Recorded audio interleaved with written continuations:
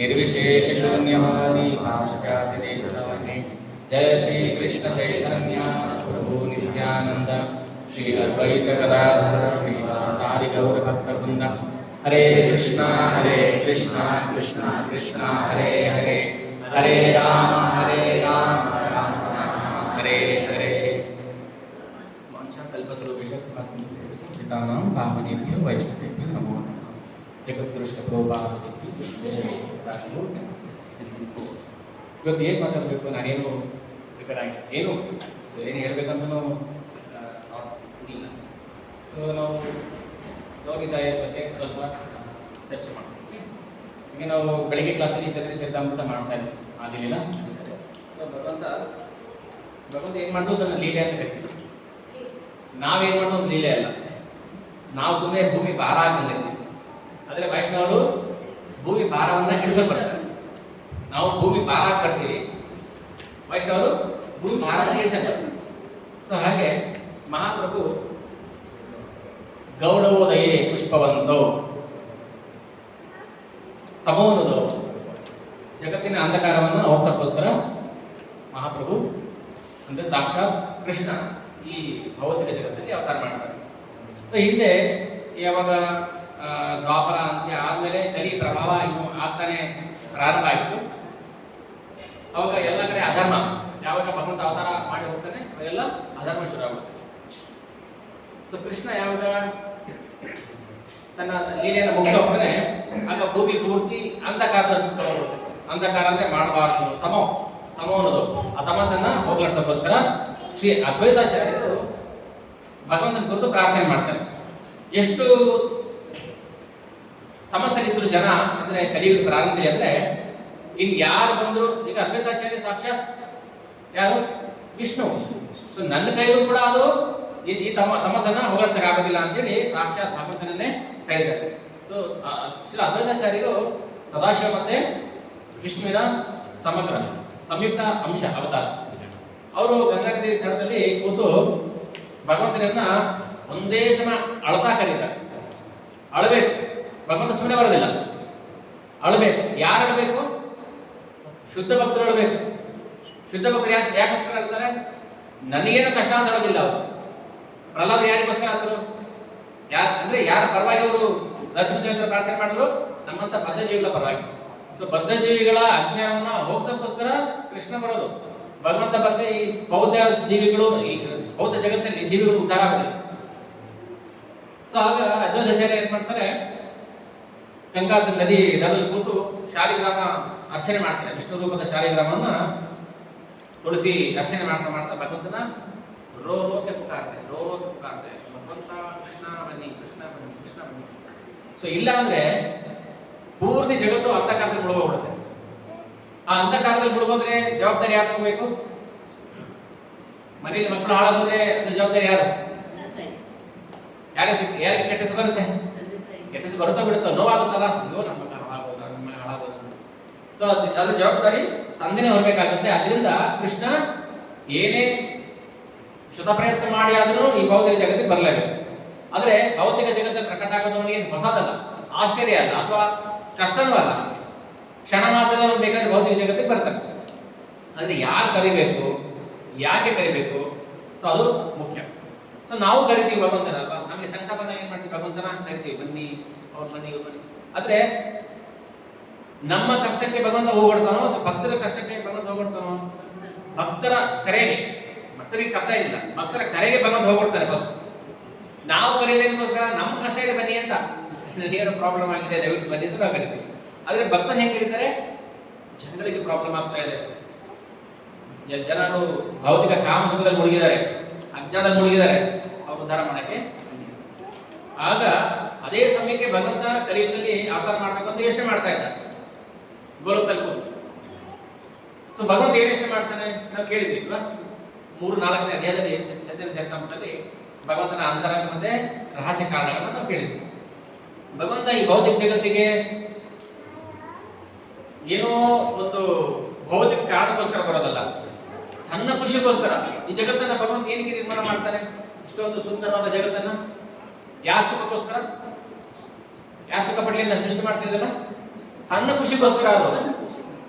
ಭಗವಂತ ಏನು ಸೃಷ್ಟಿ ಮಾಡ್ತಾನೆ ಅದು ತನ್ನ ಖುಷಿಗೋಸ್ಕರ.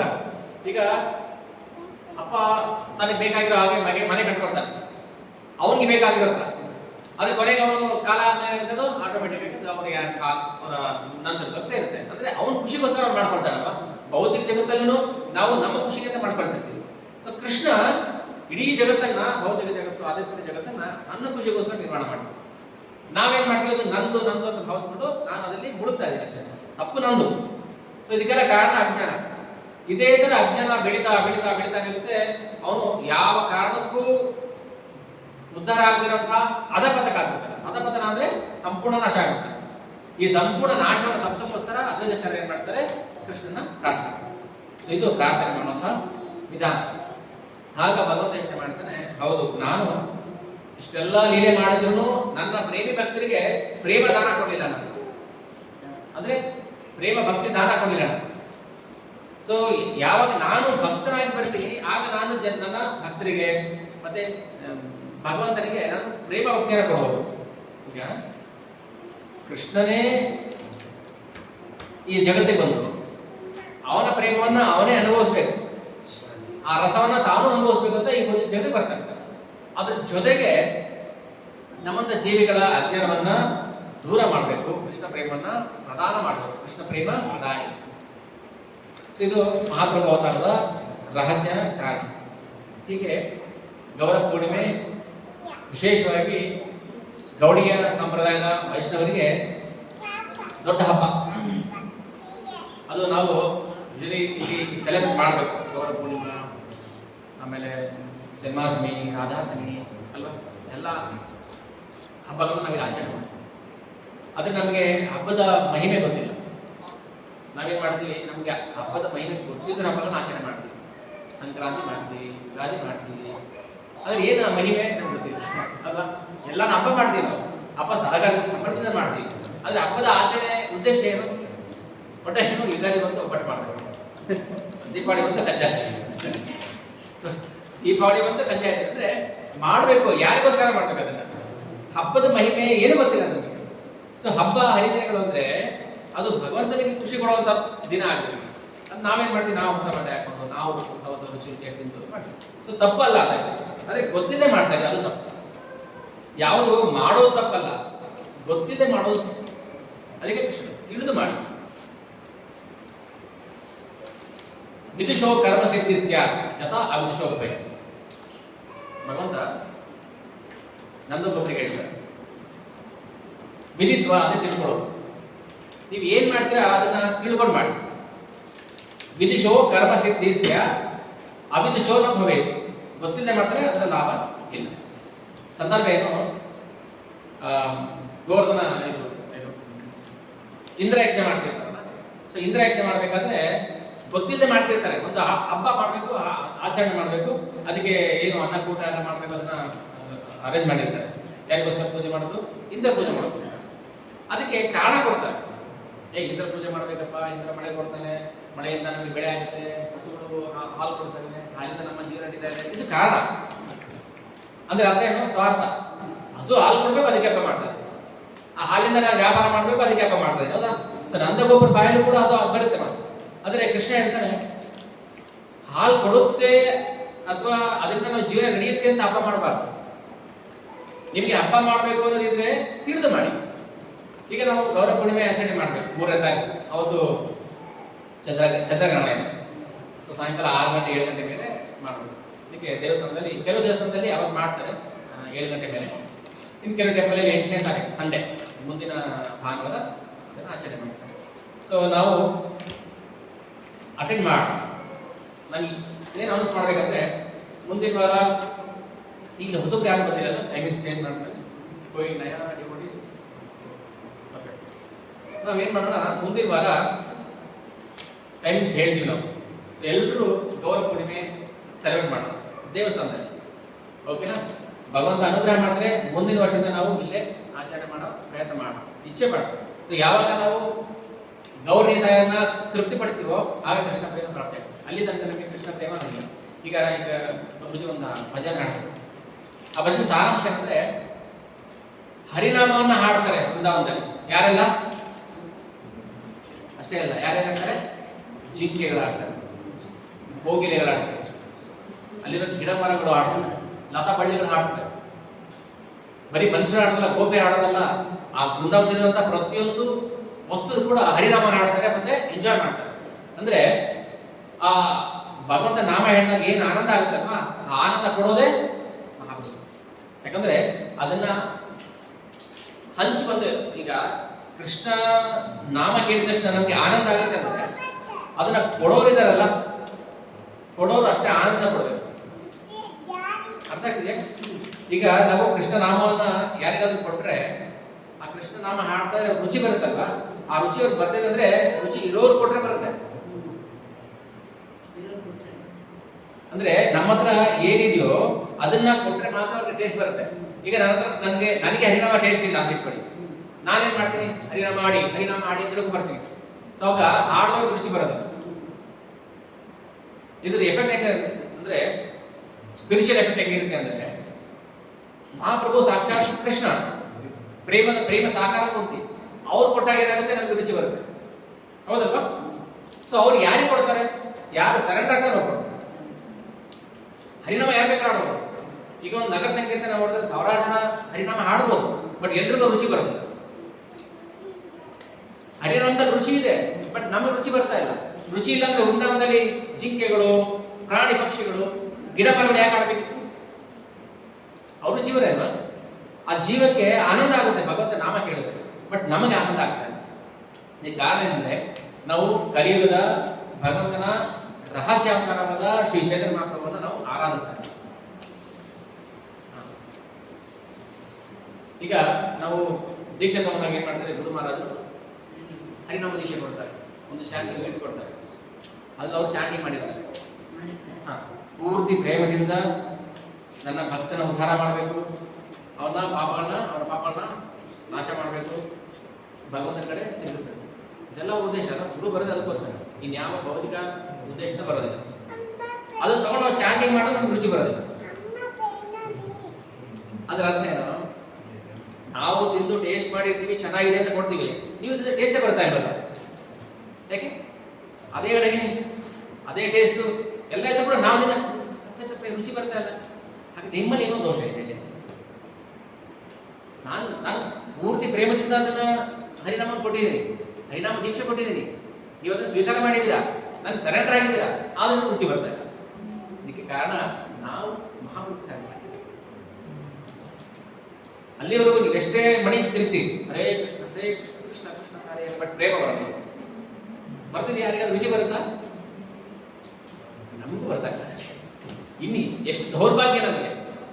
ಆ ಚಾಂಟಿಂಗ್ ಬೀಟ್ಸ್ ಅಲ್ಲಿ ಭಗವಂತನ ನಾಮ ಇದೆ, ಗುರು ಮಹಾರಾಜ ಇದನ್ನ ಕೊಟ್ಟಿದ್ದಾರೆ, ಒಂದು ಪರಂಪರೆಯಿಂದ ಬಂದಿರುವಂತಹ ಅಧಿಕೃತ ಪ್ರತಿನಿಧಿಗಳು ಇಷ್ಟೆಲ್ಲ ಕೊಟ್ಟರು, ನಮ್ಗೆ ರುಚಿ ಬರ್ತಾ ಇಲ್ವಲ್ಲ.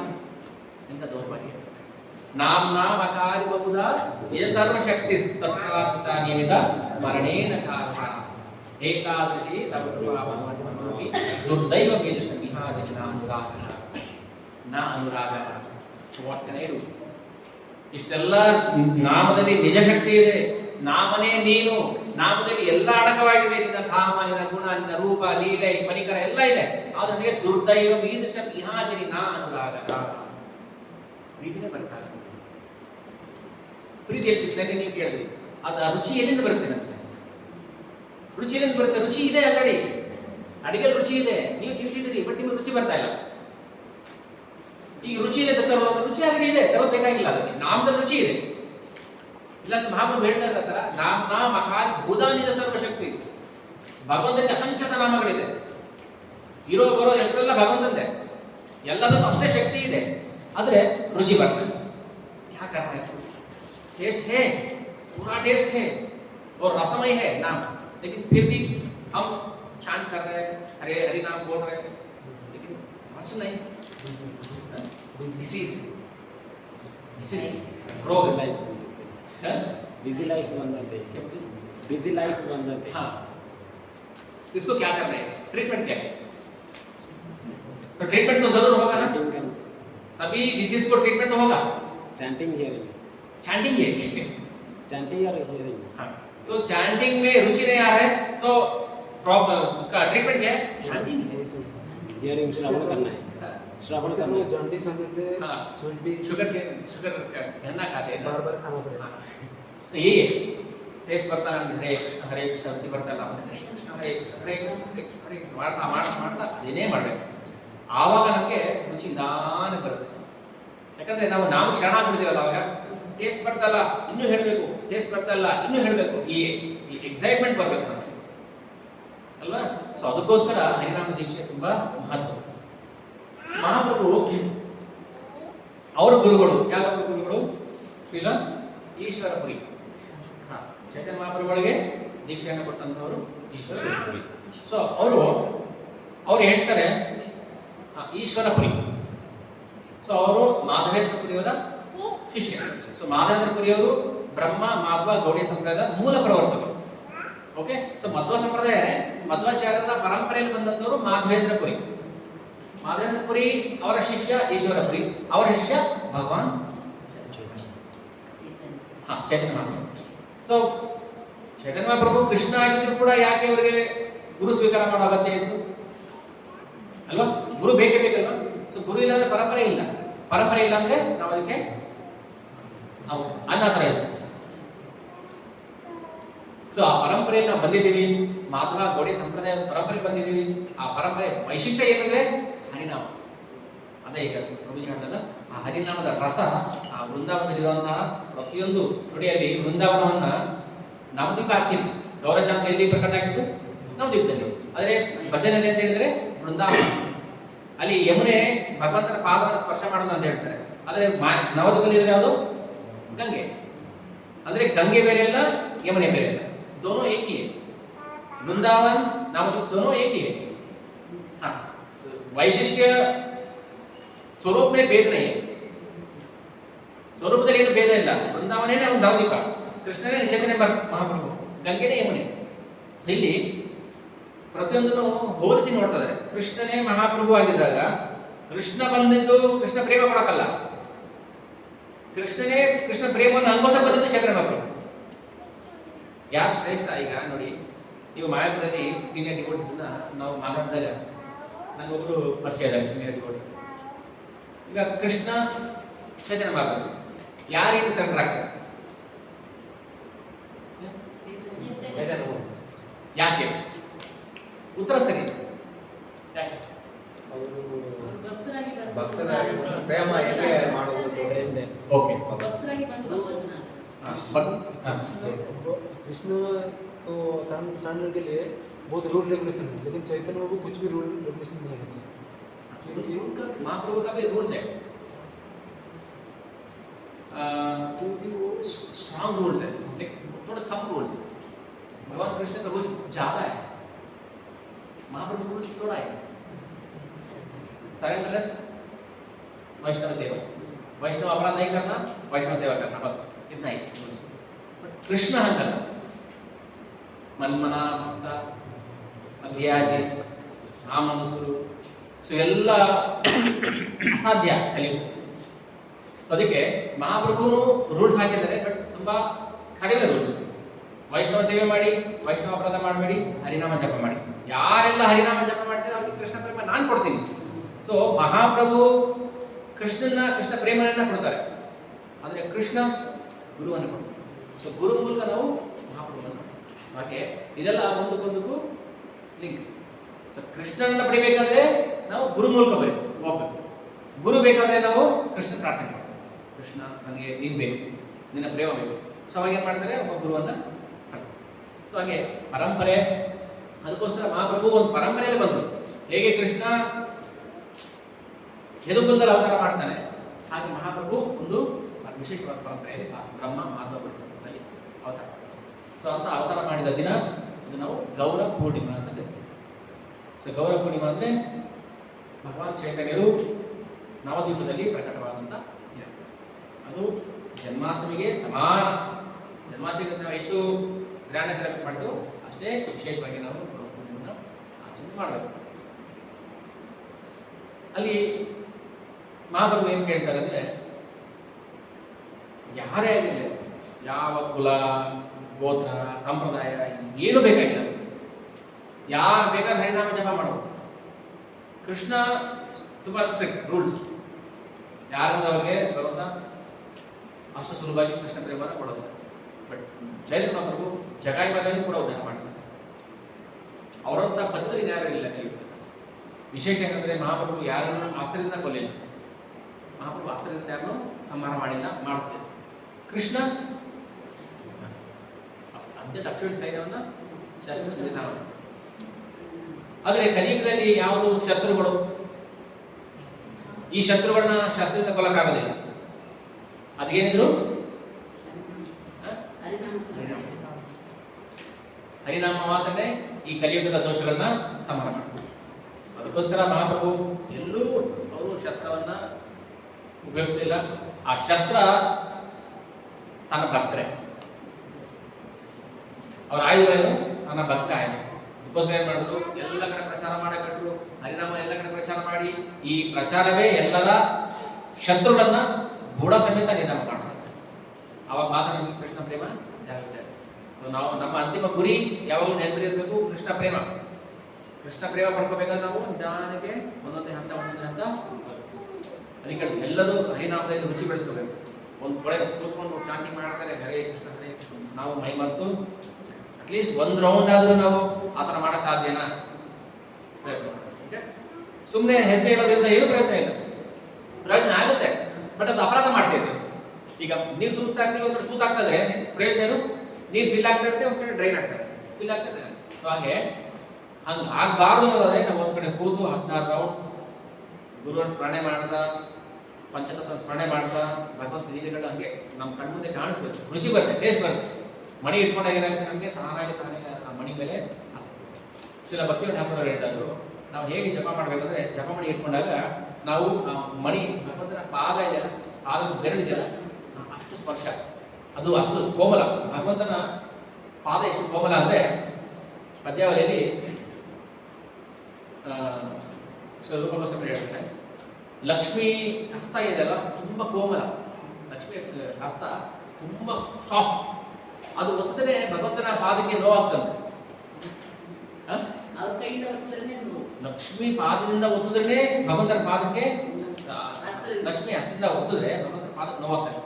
ಅಂತ ಪಾದಗಳು ಕಾಡಲ್ಲಿ ಓಡಾಡ್ಕೊಂಡು ಬರ್ತಾ ಇದ್ದಾಗ ಎಷ್ಟು ನೋವಾಗ್ತಾ ಇತ್ತು ಗೋಪಿಯರಿಗೆ. ಸೊ ಈ ಭಾವ ವ್ಯಕ್ತಪಡಿಸ್ಬೇಕು.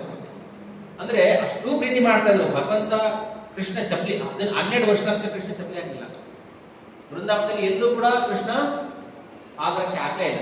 ನೋಡಿದ್ರೆ ಎಲ್ಲರೂ ಕೃಷ್ಣ ಪಾದರಕ್ಷೆ ಹಾಕಲೇ ಇಲ್ಲ. ಅಂತ ಕೋಮಲವಾದ ಪಾದದ ಬೆರಳು ನಾವು ಫೀಲ್ ಮಾಡ್ತಾರೆ ಅಂತ ಮಾಡ್ಬೇಕು. ಹರೇ ಕೃಷ್ಣ ಹರೇ ಅವಾಗ ಹಿಂಗಿರುತ್ತೆ ನೋಡಿ, ಅವಾಗ ಅಷ್ಟೇ ನಮ್ಗೆ ರುಚಿ ಬರುತ್ತೆ. ಅದು ಹೇಗಿರುತ್ತೆ, ಈಗ ಎಳೆ ಮಗು ಇನ್ನು ಹಾಕ್ತಾನೆ, ಈಗ ಇವರು ಆ ಫಿಂಗರ್ ಎಷ್ಟು ಸಾಫ್ಟ್ ಆಗಿದೆ, ಆಗ್ತಾನೆ ಹುಟ್ಟಿರೋಂಥ ಮಗುದು ಕೃಷ್ಣ ಅಷ್ಟೂ ಕೋಮಲ. ಗೋಪಿಯರು ಏನ್ ಹೇಳ್ತಾರೆ, ವಿರಹದಲ್ಲಿ ವೇದನೆಯಲ್ಲಿ ಭಗವಂತನ ಕೋಮಲವಾದ ಪಾದವನ್ನ ತಮ್ಮ ಎದೆಯಲ್ಲಿ ಇಟ್ಕೊಂಡಾಗ ಎಲ್ಲಿ ಚುಚ್ಚಿಬಿಡುತ್ತೋ ಕಾಲು ಅಂತ ನೋವು ಪಡ್ತಾ ಇದ್ದಾರೆ, ಸಂಕಟ ಪಡ್ತಾ ಇದ್ದಾರೆ. ಅಷ್ಟು ಗಾಢವಾದ ಪ್ರೀತಿ, ಅದನ್ನೇ ಕೃಷ್ಣ ಪ್ರೇಮ ಅನ್ನೋದು. ಸೊ ಆ ಪ್ರೇಮವನ್ನು ನಾವು ಊಹೆ ಕೂಡ ಮಾಡೋಕ್ಕಾಗೋದಿಲ್ಲ ಅಲ್ವಾ. ಅದಕ್ಕೆ ಕಲಿಯುಗದಲ್ಲಿ ವಿಶೇಷವಾಗಿ ನಾವು ಮಹಾಪ್ರಭು ಕೃಪೆ ಇದ್ರೆ ಮಾತ್ರ ನಾವು ಆ ಪ್ರೇಮವನ್ನು ಅನುಭವಿಸ್ಬೇಕು. ಯಾರಿಗೆ ಬೇಕಾದ್ರೂ ಆ ಪ್ರೇಮವನ್ನು ಧಾರಾಕಾರವಾಗಿ ಹಂಚ್ಕೊಳ್ತಾರೆ. ಅಂತ ಪ್ರೇಮವನ್ನು ಕೊಡೋಕ್ಕೋಸ್ಕರ ಬಂದಿದ್ದು ಚೈತನ್ಯ ಮಹಾಪ್ರಭು ಮತ್ತೆ ನಿತ್ಯಾನಂದ ಪ್ರಭು, ಹೋಲ್ ಟೀಮ್ ಪಂಚತತ್ವ. ಓಕೆ, ಆ ಟೀಮ್ ಯಾರ್ಯಾರು? ಕೃಷ್ಣ, ಬಲರಾಮ, ವಿಷ್ಣು, ರಾಧಾರಾಣಿ, ನಾರದ. ಅದನ್ನ ಹೇಳೋದು ಕೃಷ್ಣ ತತ್ವ.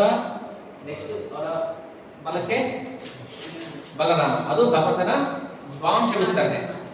ಅವರ ಬಲಕ್ಕಿರೋದು ವಿಷ್ಣು, ಭಗವಂತನ ಅವತಾರ. ಆ ಕಡೆ ಇರೋದು ಭಗವಂತನ ರಾಧಾರಾಣಿ ಅಂತರಂಗ ಶಕ್ತಿ.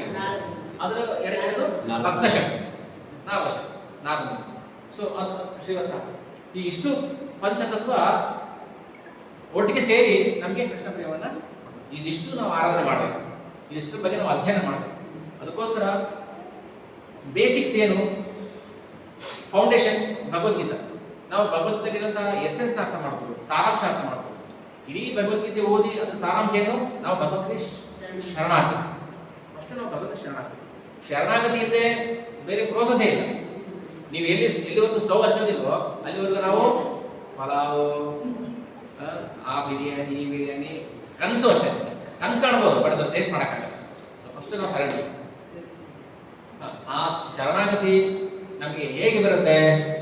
ಭಗವಂತನ ಬಗ್ಗೆ ಚೆನ್ನಾಗಿ ಶ್ರವಣ ಮಾಡಬೇಕು. ಏನಿಲ್ಲ, ನೀವು ಭಗವಂತನ ಬಗ್ಗೆ ಚೆನ್ನಾಗಿ ಶ್ರದ್ಧೆಯಿಂದ ಶ್ರವಣ ಮಾಡ್ತೇನಾಗುತ್ತೆ.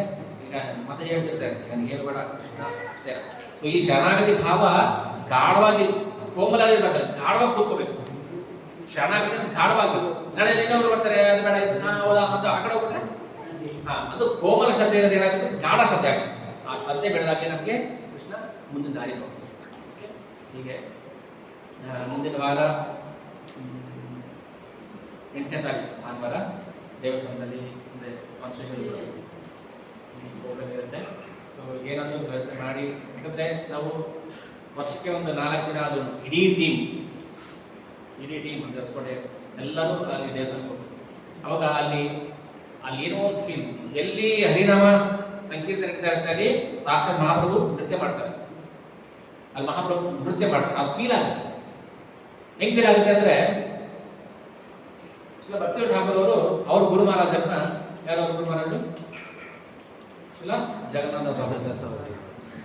ಅವರು ನವದ್ವೀಪದಲ್ಲಿ ಮಹಾಪ್ರಭು ಅವತಾರದ ಜಾಗವನ್ನ ಹುಡುಕಕ್ಕೆ ಅವ್ರನ್ನ ಮಂತ್ರಿ ಬುಟ್ಟಿ ಆ ಕಡೆ ಈ ಗುರು ಪರಂಪರೆ ಕೂಡ ಇದೆಯಲ್ಲ, ಆ ಕಡೆ ಫಸ್ಟ್ ಮಂದಿ ನೋಡಿ, ಅವರು ಜಗನ್ನಾಥ ದಾಸ್ ಬಾಬಾಜಿ. ಅವ್ರಿಗೆ ಎಷ್ಟು ವರ್ಷ ಆಗಿತ್ತು? 145 ವರ್ಷ ಆಗಿತ್ತು. ಕೀರ್ತಪುರಿ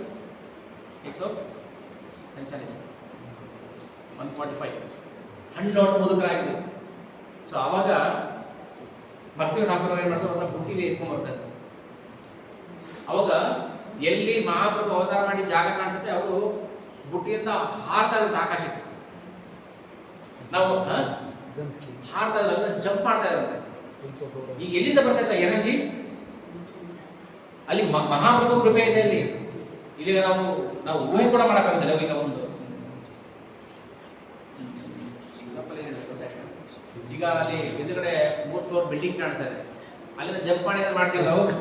खुद उधर से नहीं होगा, अगर घर में एक सांप घुसा तभी जंप करेंगे, कहाँ से आएगा? इधर सही सांप है घर के अंदर, अच्छा ठीक है जंप करेंगे. तो ನಾವು ಆ ಎನರ್ಜಿ ಎಲ್ಲಿಂದ ಬರುತ್ತೆ? ನಾವು ಜಗನ್ನಾಥ ಬಾಬಾಜಿ ಯೋಗ ಪೀಠ ಅಂತ ಬರ್ತಾರೆ, ಏನಾದ್ರು ಜಂಪ್ ಮಾಡ್ತಾರೆ. ಸೊ ಅಲ್ಲಿ ಆ ಯೋಗ ಶಕ್ತಿ ಇದೆ, ಅದರಲ್ಲಿ ಇದೆ ಡಿವೈನ್ ಎನರ್ಜಿ ಇದೆ. ಆ ಎನರ್ಜಿ ನಾವು ಫೀಲ್ ಮಾಡಬೇಕು. ಯಾವಾಗ ಭಕ್ತರ ಜೊತೆ ನಾವು ನೃತ್ಯ ಮಾಡ್ತಾರೆ, ಹಾಡ್ತಾರೆ, ಶ್ರವಣ ಮಾಡ್ತಾರೆ, ಆ ಎನರ್ಜಿ ನಮ್ಮೊಳಗೆ ಖಂಡಿತ ಬರುತ್ತೆ. ಎಲ್ಲೆಲ್ಲಿ ನಾವು ಭಗವಂತನ ಗುಣಗಾನ ಮಾಡ್ತೀವಿ, ಅಲ್ಲಿ ಇಡೀ ಭಕ್ತ ಪಾರ್ಷದ ಇರ್ತಾರೆ, ಇಲ್ಲಿ ಇರ್ತಾರೆ, ಭಕ್ತ ಪಾರ್ಷದ ಇರ್ತಾರೆ. ಎತ್ರ ಎತ್ರ ರಘುನಾಥ ಕೀರ್ತನಂ ತತ್ರ ತತ್ರ ಕೃತಮಸ್ತಕಾಂಜಲಿ. भगवान नाम सीरीज कन्नड़ा में है क्या? कन्नड़ा में नहीं, हिंदी इंग्लिश में देखने के लिए सभी को बोलिए। अभ्यास सीरीज सभी देखिए। कन्नड़ा में, हिंदी में कोई अंडरस्टैंडिंग हिंदी में है क्या? हिंदी इंग्लिश में इंग्लिश में एक काम करेंगे प्रभु, देखना जरूरी है। हाँ नेक्स्ट वीक से एक प्रोजेक्ट लेंगे हम, लेने की सोच थे, लेकिन शिव प्रभु बोले और हम स्टॉप किए। अभी एक प्रोजेक्ट करेंगे। क्या करेंगे? एक मूवी दिखाएंगे, 10 मिनट का 15 मिनट का मूवी दिखाएंगे। एटलीस्ट लोगों को थोड़ा इंटरेस्टिंग रहता है। वॉल में दिखा सकते हैं? हाँ, प्रभुपाद सीरीज लगा देंगे। अभय चरण सीरीज, धोती का कपड़ा भी हो जाएगा। ठीक है, इसके बारे में बात करेंगे। कितना होगा? 8,000 का? हाँ, 8,000। ठीक है, तो ये माना है ಕನ್ನಡ ಲೆಕ್ಚರ್ಸ್ ಇಲ್ಲ, ಯೂಶಲಿ ಕನ್ನಡ ಲೆಕ್ಚರ್ಸ್ ತುಂಬ ಕಡಿಮೆ. ಸೊ ಹಿಂದಿ ಇಲ್ಲ ಇಂಗ್ಲೀಷ್ ಇದೆ. ಅದು ನಾವೇನು ಮಾಡ್ತೀವಿ, ಡಿಸ್ಪ್ಲೇ ಮಾಡೋಣ, ಮಾಡಿ ಅದಕ್ಕೆ ನಾವು ಅರ್ಥ ಹೇಳೋಣ. ಸೊ ಅವಾಗೇನಾಗುತ್ತೆ, ಜನರಿಗೆ ಪಿಕ್ಚರ್ ನೋಡಿದ್ದು ಒಂದು ಏನು ಕ್ಯೂರಿಯಾಸಿಟಿ, ಇಂಟ್ರೆಸ್ಟ್ ಬರುತ್ತೆ, ಮತ್ತು ಅದರ ಅರ್ಥನ ತಿಳ್ಕೊಂಡಾಗುತ್ತೆ. ಸೊ ಆ ಥರ ಒಂದು 20 ಮಿನಿಟ್ಸ್ ಕ್ಲಾಸು, ಒಂದು 10-15 ಮಿನಿಟ್ಸ್ ಈ ಥರ ಪ್ರಾಜೆಕ್ಟಲ್ಲಿ ನಾವು ಮಾಡೋಣ. ಓಕೆ, ಅದು ಡಿಸ್ಕಸ್ करके उस दिन बुक करते थे, लेकिन थोड़ा स्टॉप हो गया. ಓಕೆ, ಆ ಥರ ಮಾಡೋಣ. ಏನು ನಮ್ಮ ಐಡಿಯಾ ಏನಂದರೆ, ಜನಗಳಿಗೆ ಎಲ್ಲರಿಗೂ ಇದ್ರ ಬಗ್ಗೆ ಪ್ರಚಾರ ಮಾಡಬೇಕು. ನಮ್ಗೆ ಎಷ್ಟು ಗೊತ್ತಿದೆಯೋ ಅಷ್ಟೇ ಸತ್ಯ ಅಲ್ಲ, ನಮ್ಗೆ ಗೊತ್ತಿರೋದ್ರಿಂದ ಗೊತ್ತಿಲ್ಲದಿರೋದೇ ಜಾಸ್ತಿ ಇರುತ್ತೆ. ಹೌದಾ? ಆ ಗೊತ್ತಿಲ್ಲದಿರೋದನ್ನ ಗೊತ್ತು ಮಾಡ್ಸೋದಿದೆಯಲ್ಲ ತುಂಬ ಕಷ್ಟ. ₹500 ಇದಕ್ಕೆ ₹100 ಗಿಫ್ಟ್ ಇಲ್ಲ ಗಿಟ್ಟ ಒಂದು ಎಕ್ಸಾಂಪಲ್ ಹೇಳಿದೆ ಕ್ಲಾಸ್ ಒಬ್ಬ ಸ್ಟೂಡೆಂಟ್ ಬಂದರು ಹಾರ್ಮೋನಿಯಂ ಕೀಬೋರ್ಡ್ ಕಲಿತಿದ್ದೆ ಇಲ್ಲಿ ಕೀಬೋರ್ಡ್ ಹೇಳಿಕೊಳ್ಳಲಾಗುತ್ತದೆ ಹೊಸಬರಿಗೆ ₹500 ಫೀಸು ಸ್ವಲ್ಪ ಆಲ್ರೆಡಿ ಕಲ್ತಿರೋರಿಗೆ ₹1000 ಫೀಸು नम्हे ಏನು ಗೊತ್ತಿಲ್ಲ फीस ₹500 समझ में आ रहा है ना जिनको कुछ भी नहीं पता है उनको ₹500 फीस थोड़ा थोड़ा जानकारी है उनको ₹1000 फीस क्यों क्योंकि जो पता है ना उसको रिमूव करना है पहले हमको जो पता है उसको निकालना है बाद में फ्रेश आइडियाज फील करना है इसलिए हमको जो पता है ना पहले यदाते मोह नहीं वो नहीं हाँ यदाते मोह फिल्म बुद्धि दृष्टि तदा गंधासी निर्वेदम श्रोतव्य सब आप जो सुना है और सुनने वाले हैं उसको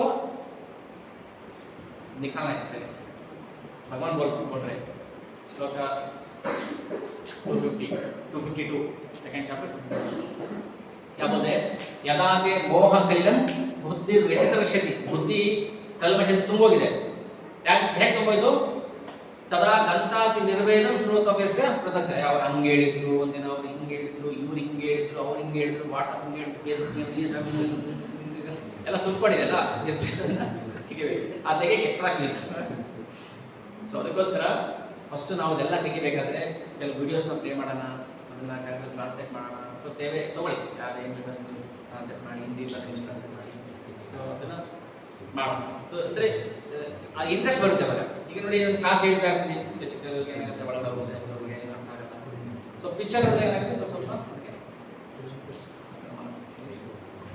ಆಮೇಲೆ ಹೊಸಬ್ರು ಅಷ್ಟೇ ನಾವು ಹೊಸ ಪ್ರಯೋಗ ಮಾಡ್ತಾ ಇದ್ದೀವಿ ಸರ್ಗೆ ಸ್ವಲ್ಪ ಕಷ್ಟನೇ ಆಯ್ತು ಅವರಿಗೆ ಸಂಜೆ ಆಗಲ್ಲ ಅಂತ ಹೇಳಿದ್ರು ಆದರೂ ನಾನು ಬರೋಕ್ಕಾಗಲ್ಲ ಅನ್ಕೊಂಡಿದ್ದೆ ಸೊ ಲೇಟ್ ಆಗಲ್ಲ ಸರಿ ಬಂದ್ರಿ ಬಟ್ ಏನಂದರೆ ಸರ್ ಈಗ ಪ್ರಾಬ್ಲಮ್ ಮುಂಚೆ ನಾವು ಈವ್ನಿಂಗ್ ಮಾಡ್ತಾ ಇದ್ವಿ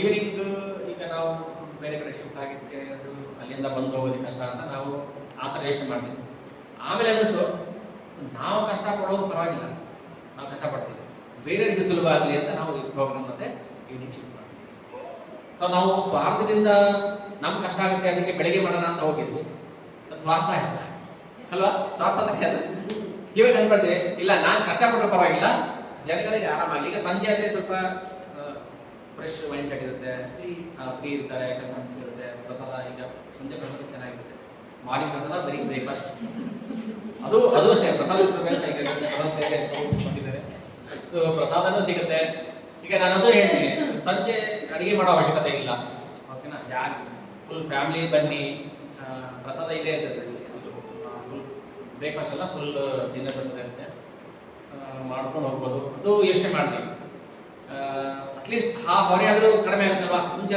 ಮನೆಗೆ ಹೋಗ್ಬೇಕು ಅಡುಗೆ ಮಾಡಬೇಕು ಅನ್ನೋ ಇರ್ತಾ ಇತ್ತು ಇವಾಗ ಅದೆಲ್ಲ ಏನು ತೊಂದರೆ ಇಲ್ಲ ಜನಗಳನ್ನ ಕರೀರಿ ಇವತ್ತು ಫಸ್ಟ್ ದಿನ ಆಗಿದ್ದರಿಂದ ನಾವು ಎಕ್ಸ್ಪೆಕ್ಟ್ ಮಾಡೋಕ್ಕಾಗಲಿಲ್ಲ ಸೊ ನೆಕ್ಸ್ಟ್ ವೀಕ್ ಈಗ ಪ್ರೊಜೆಕ್ಟ್ರಿಂದ ಪಿಕ್ಚರ್ಗಳನ್ನ ತೋರಿಸೋದು ಅಂದರೆ ವೈಷ್ಣವ ಬಗ್ಗೆ ಕೆಲವು ಸೊ ಅವಾಗ ಸ್ವಲ್ಪ ಜನಗಳಿಗೆ ಆಸಕ್ತಿ ಬರುತ್ತೆ ಆಮೇಲೆ ಈಗ ನಾವು ಮೀಟಿಂಗ್ ಮಾಡ್ತೀವಿ 2 ಮೀಟಿಂಗ್ ಮಾಡ್ತೀವಿ ಹೋಗೋಣ ಸೊ ಮೀಟಿಂಗ್ ಔಟ್ಪುಟ್ ಏನು ಬಂತು ಒಂದು ನಾವು ಓಲ್ಡ್ ಡಿವೋಟೀಸ್ನ ಸ್ವಲ್ಪ ಅಟ್ಯಾಕ್ ಮಾಡ್ತೀವಿ ಈಗ ಗೂಗಲ್ ಫಾರ್ಮಲ್ಲಿ 18-20 ರೆಸ್ಪಾನ್ಸ್ ಆಯಿತು ना 18 आए हाँ 18 में 14 हमारे डिवोटीज 4 डिवोटीज आउटसाइडर्स लेकिन 5 तो ಯಾರು 15 ರೆಸ್ಪಾನ್ಸ್ ಕೊಟ್ಟರು ಓಲ್ಡ್ ಡಿವೋಟೀಸ್ ಅವರೇ ಬಂದಿಲ್ಲ ಸೊ ಈ ಥರ ಆದಾಗ ಏನಾಗುತ್ತೆ ಈಗ ನಾವು ಒಂದು ಪ್ರಯೋಗ ಅಂತ ಮಾಡ್ತಾ ಇದ್ದೀವಿ ಒಂದು ಎಕ್ಸ್ಪೆರಿಮೆಂಟ್ ಅಷ್ಟೇ ಈ ಥರ ಮಾಡಿದ್ರೆ ಜನ ಬರ್ತಾರೆ ಈ ಥರ ಮಾಡಿದ್ರೆ ಜನ ಬರ್ತಾರ ಅಂತ ಬಟ್ ಇಲ್ಲಿ ಬಂದಾಗ ಏನು ನಾವು ಕಲಿತೀವಿ ಅದು ಬಂದ್ರೇನೆ ಗೊತ್ತಾಗುತ್ತಲ್ವಾ ಈಗ ನೀವು ಬಂದ್ರಿ ಅದಕ್ಕೆ ಇಲ್ಲಿ ಏನು ನಡೀತದೆ ಅಂತ ಗೊತ್ತಾಗುತ್ತೆ ಬರ್ದೇನೆ ಅಲ್ಲಿ ಏನಾಗುತ್ತೋ ಏನಾಗುತ್ತೋ ಅಂತ ನಾವು ಕಳ್ಕೊಳ್ತೀವಿ ಸೊ ನಾವು ಜನಗಳಿಗೆ ಅರ್ಥ ಮಾಡ್ತೀವಿ ಕೈ ಮುಗಿದು ಇಲ್ಲ ನೀವು ಪ್ರೋಗ್ರಾಮ್ ಎಲ್ಲ ಕೆಲಸ ಮುಗಿಸ್ಕೊಳ್ಳಿ ಆರಾಮಾಗಿ ಬನ್ನಿ ಕೀರ್ತನೆ ನಡೆಯುತ್ತೆ ಕ್ಲಾಸ್ ನಡೆಯುತ್ತೆ ಪ್ರಸಾದ ಇರುತ್ತೆ ಬನ್ನಿ ಸೊ ಅಂತ ಹೇಳಿ ನಾವು ಕನ್ವಿನ್ಸ್ ಮಾಡ್ತೀವಿ ಈಗ ನೋಡಿ ಮಸೀದಿ ಎಲ್ಲ ನೇಚರ್ ಗೊತ್ತಾಗುತ್ತೆ प्रभु मैं आज देख रहा था कि इधर तो राज दम बिरयानी है ना तो खाने के लिए कितना कार है लेकिन इधर आने के लिए किसी का तो लास्ट टाइम एक एक्सीडेंट हुआ था ना इधर देवनाड़ी एयरपोर्ट रोड में और रात 3 बजे 6-7 लड़का बिलो 18 ईयर्स 3 बजे आते हैं दम बिरयानी खाने के लिए। एक्सीडेंट ये था 160 स्पीड में कार था, स्पॉट सभी टीनेज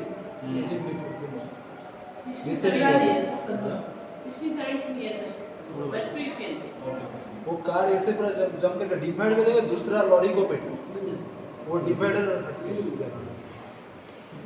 दम बिरयानी ना, दम बिरयानी कुत्ता दम है,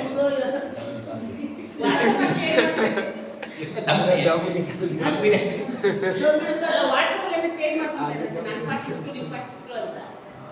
ಸ್ಪೀಡು ಸ್ಪೀಡ್ ಯಾರು ಫಸ್ಟ್ ಯಾರು ಫಸ್ಟ್ ಅಂತ ಫ್ರೆಂಡ್ಶಿಪ್ ಅಲ್ಲಿ ಯಾರು ಫಸ್ಟ್ ಹೋಗ್ತಾರೆ ಅಂತ. ಹಂಗೆ ಹೋಗ್ತಾರೆ ಪಾಪ. ಓಕೆ, ಏನು ಮಾಡೋಕ್ಕಾಗಲ್ಲ, ಎರಡು ಒಂದು ಲೈಫ್ ಹೋಯ್ತಾ, ಹೋಯ್ತು. ಸುಮ್ಮನೆ ಏನು ಮಾಡದೆ 18 ವರ್ಷದಲ್ಲಿ ಜೀವನನೇ ಹಾಳು ಮಾಡಿದೆ. ಈಗ ನಾವು ಅವ್ರಿಗೆ ಅಯ್ಯೋ ಅನ್ಬೇಕಾ ಅಥವಾ ಗೊತ್ತಾಗಲ್ಲ ಏನು ಮಾಡ್ಬೇಕು. ಈಗ ನಾವು ಅಯ್ಯೋ ಅಂತ ಕರೀತಾರೆ, ಎಲ್ಲರೂ ಕರೀತಾರೆ ಅಯ್ಯೋ ಇವರು ಜೀವನ ಹಾಳು ಮಾಡ್ಕೊಳ್ತಾರೆ, ಭಕ್ತಿಯಿಂದ ಹೊರಟೋಗ್ಬಿಡ್ತಾರೆ, ಅಯ್ಯೋ ಅಂತ ನಾವು ಕರೀತಾರಲ್ವಾ. ಬಂದವ್ರಿಗೆ ಅಷ್ಟೇ ನಾವು ಜ್ಞಾನ ಕೊಡೋಕೆ ಸಾಧ್ಯ, ಬಂದವ್ರಿಗೆ तो ये काम के लिए माँ बाप सपोर्ट करते हैं, लेकिन भक्ति के लिए सपोर्ट नहीं नहीं करते, सपोर्ट नहीं करते. सुबह सुबह हम मंगलाती जाते थे 4 बजे 4:30 बजे, इधर से 4:30 बजे मणिधर बिरयानी के पास रोड है, ट्रैफिक जाम, सुबह सुबह ट्रैफिक जाम होता था. तो ಆ ಥರ ಟ್ರಾಫಿಕ್ ಜಾಮ್ ಇಲ್ಲ ಆಗಬೇಕು, ಅಲ್ಲಿ ಗೇಟಲ್ಲಿ ಸೆಕ್ಯೂರಿಟಿ ಏನು ವಿಷಯ ಪ್ರೋಗ್ರಾಮ್ ಇಡ್ತದೆ, ಅಲ್ಲಿ ಸತ್ಸಂಗ ಇರ್ತದೆ, ನಾವು ಬರಬೇಕು ಕ್ಯೂ ನಾನು ಇಮ್ಯಾಜಿನ್ ಇದು ಕನ್ಸಿಪ್ಟ್.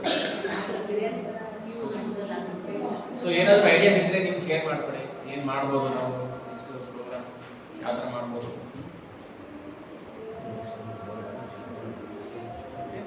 ಸೊ ಈಗ ಸ್ಟಾಪ್ ಮಾಡೋಣ.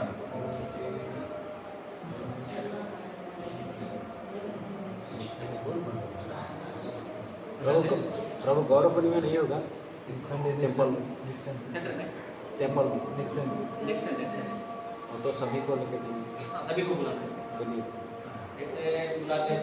ನಾವೇನು ಮಾಡ್ತಿದ್ರೆ ಒಂದು 2 ಸಲ ನಾವು ಬಸ್ ಮಾಡ್ಕೊಂಡು ಹೋಗಿದ್ವಿ ಅಲ್ವಾ, ಬಸ್ ಮಾಡ್ಕೊಂಡು ಹೋಗಿದ್ವಿ. हाँ बस एक करेंगे, बस नहीं तो ट्रैवलर्स करेंगे ट्रैवलर. ಬಟ್ ಏನಾಗುತ್ತೆ ಅಂದರೆ ಈಗ ನೆಕ್ಸ್ಟ್ ನಾನು ಟೈಮ್ಸ್ ಹೇಳ್ತೀನಿ ಎಷ್ಟು ಗಂಟೆ ಅಂತ. ಯೂಶಲಿ ಸಾಯಂಕಾಲ ಇರುತ್ತೆ ಪ್ರೋಗ್ರಾಮ್, हाँ ಗೌರವ ಪೂರ್ಣಿಮಾ ಸಂಜೆ ಇರುತ್ತೆ. ಈಗ यहाँ ಸಂಜೆ से ಒಂದು 3 ಫಾಸ್ಟಿಂಗ್ hours ಇರುತ್ತೆ. निकलेंगे. ಹಾಂ, ನಾವು 3ನೇ ತಾರೀಕು ಫಾಸ್ಟಿಂಗ್ ಇರಬೇಕು. ಗೌರವ ಪೂರ್ಣಿಮಾ ನಾವು ಸಾಯಂಕಾಲವರೆಗೂ ಉಪವಾಸ ನಾಡ್ಬೇಕು. ಸಾಯಂಕಾಲ ಮೇಲೆ ಹಾಂ ಸಾಯಂಕಾಲ ಸಾಯಂಕಾಲ ಈಗ ಅವತ್ತು ಚಂದ್ರಗ್ರಹಣ ಇರೋದ್ರಿಂದ ಟೆಂಪಲ್ ಇದು ಪೂಜೆ ಮಾಡ್ತಾನೆ, ಎಲ್ಲ ದಾವತೆ ಮಾಡ್ತಾರೆ. ಸೊ 8ನೇ ತಾರೀಕು ಅಂತ ನೀವು ಕನ್ಫರ್ಮ್ ಆಗಿಲ್ಲ, ನಾನು ಹೇಳ್ತೀನಿ. ಅಕಸ್ಮಾತ್ 8ನೇ ತಾರೀಕು ಸಂಡೇ ಅಂತ ಅಂದರೆ ನಾವೆಲ್ಲರೂ ಹೋಗೋಣ, ಒಂದು ಕ್ಯಾಬ್ ಹೋಗಿ ఇప్పుడు ఎంత బాగా నచ్చేది చెప్తున్నాను మళ్ళీ మనది కనుకొని వచ్చినట్టు డెవలప్ అవుతుంది ಎಲ್ಲಿಗೆ ಟೆಂಪಲ್ ತನ್ಮಯ ಅಲ್ಲ ಇವರು ಹೌದು ಇವತ್ತಾ ಅಲ್ಲ ಅಲ್ಲ ನಾಳೆ ಹೋಗೋಣ ಮಾತಾಡಿ ಹಾಂ ಓಕೆ ಹೋಗೋಣ, ಎಲ್ಲರೂ ಒಟ್ಟಿಗೆ. ಓಕೆ ಎಲ್ಲರೂ ಒಟ್ಟಿಗೆ ಹೋಗೋಣ, ಬಸ್ ಮಾಡ್ತೀವಿ ಅಂತ ಪ್ಲಾನ್ ಇದೆ. ಈಗ ಇಲ್ಲಿ ಕೂತ್ಕೊಂಡಾಗ ಅನಿಸ್ತು, ಅಲ್ಲಿ ಬಂದಾಗ ಓಕೆ ಅಟ್ಲೀಸ್ಟ್ ಜನ್ಮಾಷ್ಟಮಿ, ಈಗ ಜನ್ಮಾಷ್ಟಮಿ ಇಲ್ಲೇ ಮಾಡ್ತೀವಿ. ಸೇಮ್ ಡೇ ಇದ್ದಾಗ ನಾವು ಅಟೆಂಡ್ ಮಾಡೋಕ್ಕಾಗಲ್ಲ, ಬೇರೆ ದಿನ ಇದ್ದಾಗ ನಾವು ಇಲ್ಲಿ ಮಾಡ್ಬೋದು, ಟೆಂಪಲ್ಗೆ ಹೋಗ್ಬೋದು. ಬರೋ ವರ್ಷ ನಮ್ಮ ಹೊಸಕೋಟೆ ಟಿಫಿನ್ಗೆ ಒಂದು ಸೇವೆ ತೊಗೊಳೋದು. ಲಾಸ್ಟ್ ಟೈಮಿಗೆ ರಂಗೋಲಿ ಸೇವೆ ಸಿಗುತ್ತೆ. ಆ ರಂಗೋಲಿ ಸೇವೆ ಯಾವಾಗ ಅಂದರೆ ಗುರುವಾರಕ್ಕೆ ಬರ್ತದೆ. ಸೊ ಸ್ಪೆಷಲ್ ಈಗ ಮೇನಲ್ಲಿ ಗುರುವಾರಕ್ಕೆ ಬರ್ತದೆ. रथयात्रा को सेवा ಹಾಂ, ರಥಯಾತ್ರೆ ಇದ್ದಾಗ ಗುರುವಾರಕ್ಕೆ ಬಂದಾಗ ನಮ್ಮ ಟೀಮಿಂದ ಏನೋ ಒಂದು ಸೇವೆ, ಓಕೆ ಈಗ ರೂಮ್ ಅರೇಂಜ್ಮೆಂಟ್ ಸೇವೆ ನಮ್ಗೆ ಸಿಕ್ಕಿತ್ತು, ರಂಗೋಲಿ ಸೇವೆ ಸಿಕ್ಕಿತ್ತು. ಆ ಥರ ಸೇವೆ ಸಿಕ್ಕಿದಾಗ ನಮಗೆ ಟೇಸ್ಟ್ ಬರುತ್ತೆ. ಓಕೆ ಈಗ ಹೊಸಕೋಟೆ ಎಲ್ಲೋ ಇದೆ ಅಂತ ನಮಗೆ ಸೇವೆ ಕೊಡದೆ ನೆಗ್ಲೆಕ್ಟ್ ಮಾಡಿಬಿಡ್ತಾರೆ. ನಾವು ಅದಕ್ಕೆ ಸೇವೆ ಏನಾದರೂ ಕೊಡಿ ನಮ್ಮ ಹೊಸಕೋಟೆ ಟೀಮ್ ತಗೋಬೇಕು.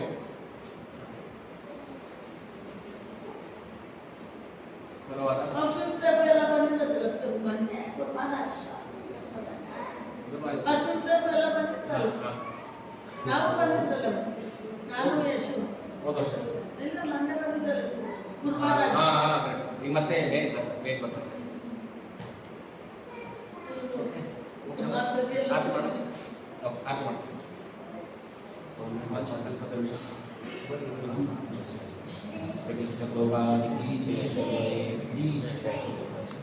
प्रभु चैंटिंग मानो चैंटिंग करेंगे? हाँ chanting Hare Krishna Spotify 10 minutes 10 minutes chanting ಮಾಡಿ ಆಮೇಲೆ ಆಫ್ ಮಾಡಿ. Thank